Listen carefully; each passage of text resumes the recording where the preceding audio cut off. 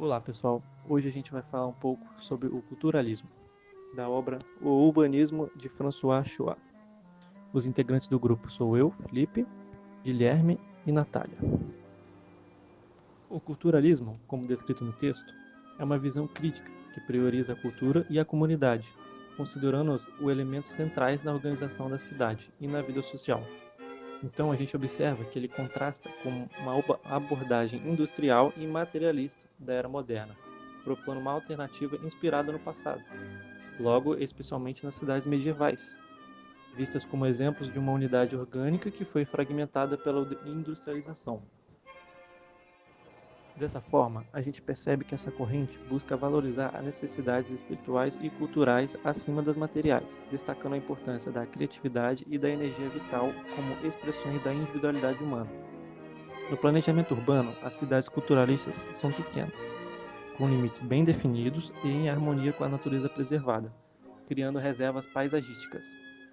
Elas rejeitam o crescimento descontrolado e as formas geométricas rígidas, favorecendo a irregularidade e a simetria, como reflexo da beleza natural e do dinamismo da história. Economicamente falando, ele se opõe à produção industrial, orientada exclusivamente pelo lucro, colocando o bem-estar e o equilíbrio dos indivíduos como prioridades. No entanto, o culturalismo apresenta limitações, como sua tendência a excluir avanços imprevisíveis e se fechar em um ideal nostálgico do passado, ignorando o potencial de evolução. Bom, após a gente ter entendido o conceito de culturalismo, vamos agora entender a diferença entre o pré-urbanismo culturalista e o urbanismo culturalista, e como essas ideias são aplicadas.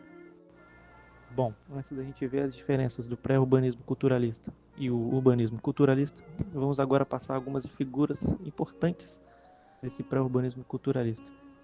E tudo começou com John Ruskin, um dos pioneiros da ideia, crítico de arte, escritor e pensador britânico, conhecido por suas ideias sobre arte, arquitetura e sociedade, que influenciou o William Morris, designer, escritor, ativista e um forte nome no movimento Art and Crafts. Vale ressaltar também a figura importante do Augustus Pildin, arquiteto e designer inglês amplamente reconhecido como uma figura central no movimento revival gótico que se opunha às ideias da Revolução Industrial. Esses três pensadores mostraram como o pré-urbanismo culturalista se trata de uma ideia bastante teórica, formada por reflexões sobre a necessidade de preservar os valores humanos e culturais das cidades diante das mudanças trazidas pela industrialização. Ele está profundamente ligado a questões políticas e sociais, propondo ideias comunitárias e enfatizando o retorno de uma forma de organização inspirada no passado. Já o urbanismo culturalista é uma aplicação prática dessas ideias, com foco na estética e na história.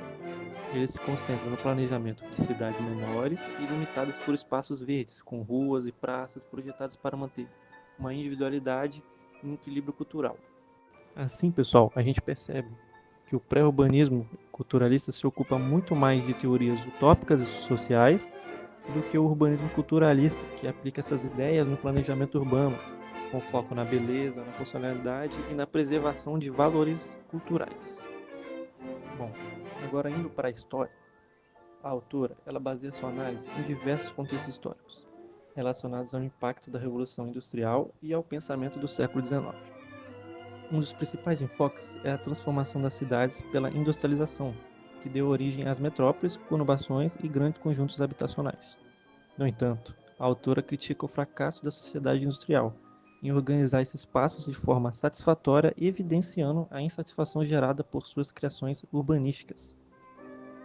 O romantismo também exerce uma influência significativa, especialmente na valorização do passado medieval e na ideia de uma bela tonalidade das cidades antigas, fragmentada pela industrialização.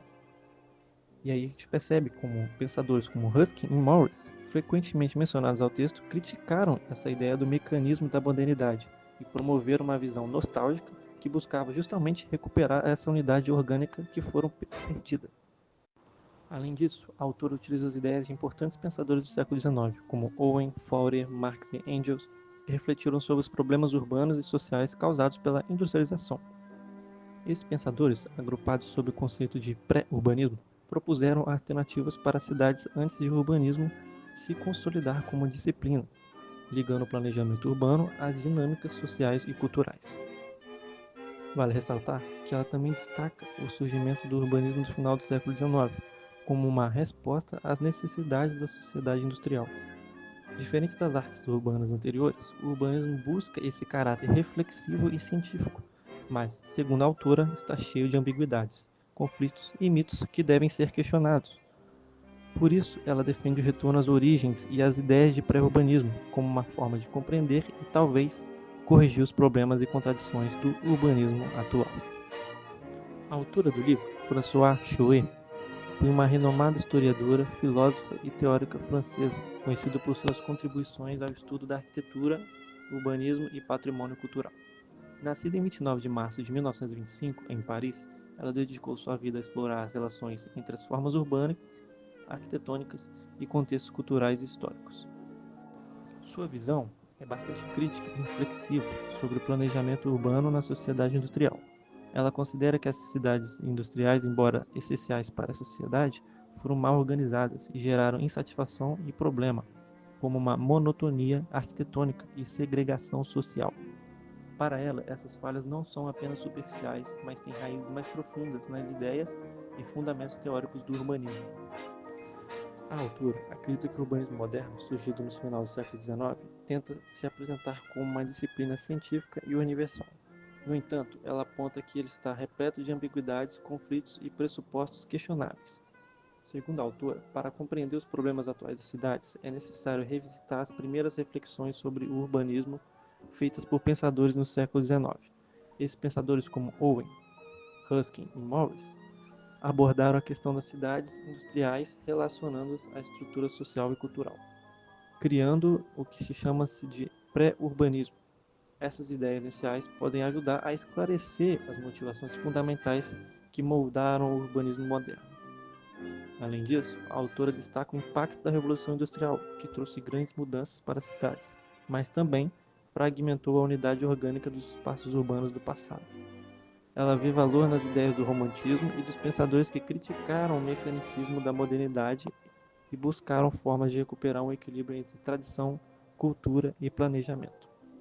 Bom, no geral, a autora defende uma análise profunda das bases teóricas do urbanismo, indo além de críticas superficiais para entender as causas dos erros e repensar as ideias que orientam o planejamento urbano atual.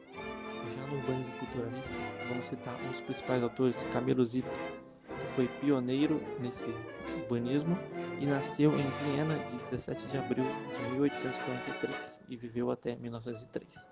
Arquiteto, influenciado por uma teoria da cidade ideal, ele rejeitava a ideia de espaços diferenciados e apoiava suas análises em fragmentos de cidades antigas, valorizando o caráter urbano e artístico de seu tempo.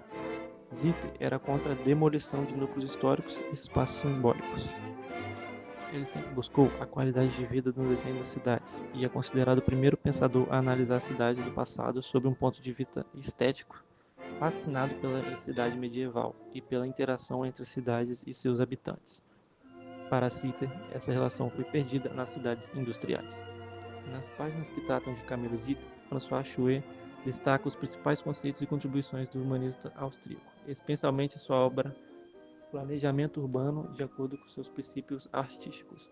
Ele criticava o urbanismo modernista, incluindo transformações com o modelo haussmanniano de Viena, alegando que essas mudanças negligenciavam os aspectos urbanos e estéticos das cidades. Zitter também atribuía grande importância às praças públicas, que ele considerava espaços essenciais para a vida social e cultural. Ele criticava o uso moderno das praças como áreas apenas de circulação ou estacionamento. Por fim, Camilo Zitter influenciou fortemente o urbanismo culturalista ao destacar a relevância da história, do contexto cultural e da dimensão estética do planejamento urbano. Sua obra foi uma inspiração para urbanistas como Patrick Geddes e Louis Mumford, embora tenha sido criticada por modernistas como Le Corbusier, que a consideravam retrógrada.